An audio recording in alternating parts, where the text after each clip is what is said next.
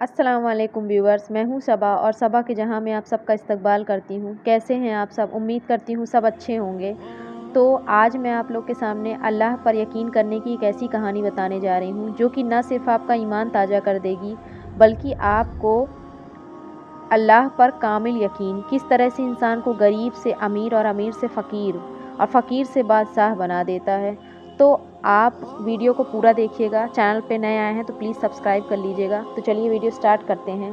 ये गरमान के बादशाह हज़रत मुज़फ़्फ़र गरमान शाह थे, जिनकी कहानी मैं बताने जा रही हूँ। ये उस वक्त के अल्लाह के बहुत बड़े वली थे और आप ऐसे बादशाह थे कि पूरी रात अल्लाह की इबादत में गुजार दिया करते थे। और ऐसी ही उनकी बेटी थी जिसको आपने ऐसी ही तरबियत दी थी, जो बहुत नेक थी, जो बहुत परहेजगार थी। सब्र, तकवा, इबादत और अल्लाह पे उसका यकीन बहुत कामिल था। ये सब देखते ही देखते वो बड़ी हो गईं और उनके लिए ऊंचे घराने के रिश्ते आने लगे। पर बादशाह ये चाहते थे, वो अल्लाह के नेक वली थे, वो ये चाहते थे कि मैं अपनी बेटी के लिए ऐसा रिश्ता तलाश करूँगा जो लड़का नेक और परहेजगार होगा। शादी की फ़िक्र तो हर माँ बाप को होती ही, और वैसे ही बादशाह को भी अपनी बेटी की बहुत फ़िक्र थी और वो चाहते थे कि इबादत गुजार उनको नेक दामाद मिले। इसलिए वो रोज़ रात में मस्जिदों में चक्कर लगाते थे कि कौन ज़्यादा इबादत करता है। ऐसे करते करते बहुत वक्त गुजर जाता है और वो नेक लड़का तलाश करने में मायूस हो जाते हैं क्योंकि उनको ऐसा लड़का नहीं मिलता। एक रात आप शहर से बाहर एक वीरान मस्जिद में पहुंचते हैं और आप क्या देखते हैं कि एक नौजवान इबादत में मशरूफ़ है और उसकी आंखें आंसुओं से तर हैं। बादशाह जो हैं वो उस शख्स को देखते रहते हैं कि जब तक उसकी नमाज मुकम्मल नहीं हो जाती। जब उनकी नमाज मुकम्मल हो जाती है तो बादशाह उनका हाल पूछते हैं। बादशाह देखते हैं उसके चेहरे पे इतना नूर है, उसके चेहरे पे कुछ अलग ही चमक थी। बादशाह जो है वो उस शख्स से जाके पूछते हैं, उसका हाल पूछते हैं।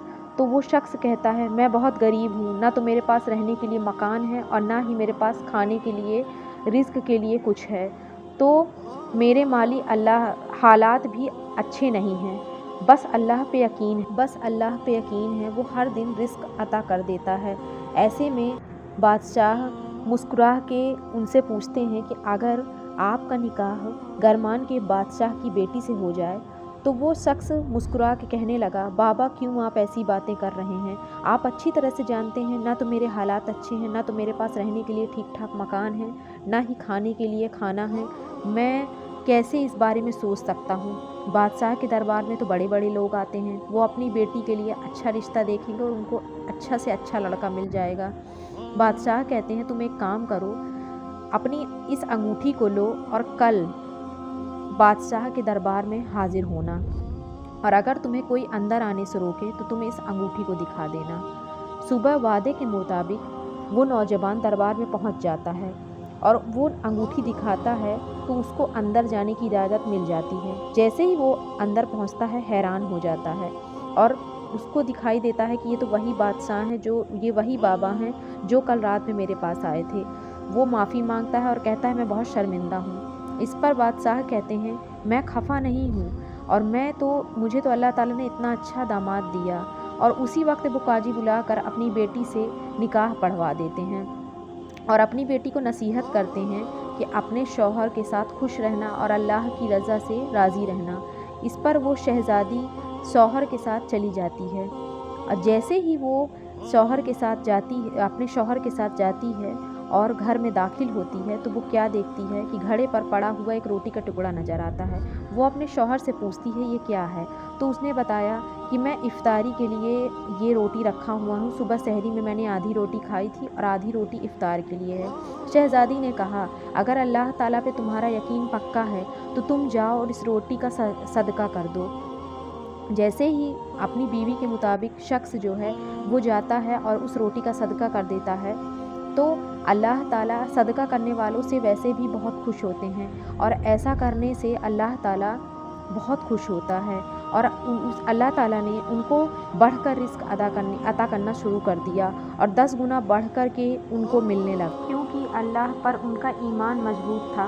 वो जानते थे कि अल्लाह जिसे चाहे दौलत दे और जिसे चाहे इज्जत दे, जिसे चाहे ज़िंदगी और मौत दे।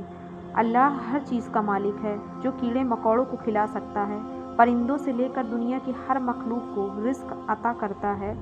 उसने हमें सारी मखलूक में सबसे अफजल बनाया, तो हमें वो कैसे भूखा रहने देगा। दोस्तों, आखिर अल्लाह उनके सदका करने से और अल्लाह पर इतना मजबूत ईमान रखने की वजह से उनकी दुनिया और आखिरत दोनों बदल गई। क्या आज हम अल्लाह पर इतना मजबूत ईमान रखते हैं?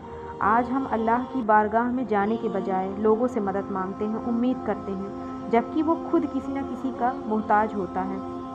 दोस्तों, ये मुकम्मल ईमान होना चाहिए कि अल्लाह ही है जो हमें रिस्क देता है और हम उसी से मदद मांगेंगे। बेशक अल्लाह बेहतर अता करने वाला है और वो ही सब बेहतर जानता है। तो वीडियो कैसा लगा, प्लीज़ वीडियो को शेयर कर दीजिएगा, चैनल को सब्सक्राइब कर लीजिएगा, लाइक कर दीजिएगा। चलिए नेक्स्ट वीडियो में मिलते हैं। अल्लाह हाफिज़।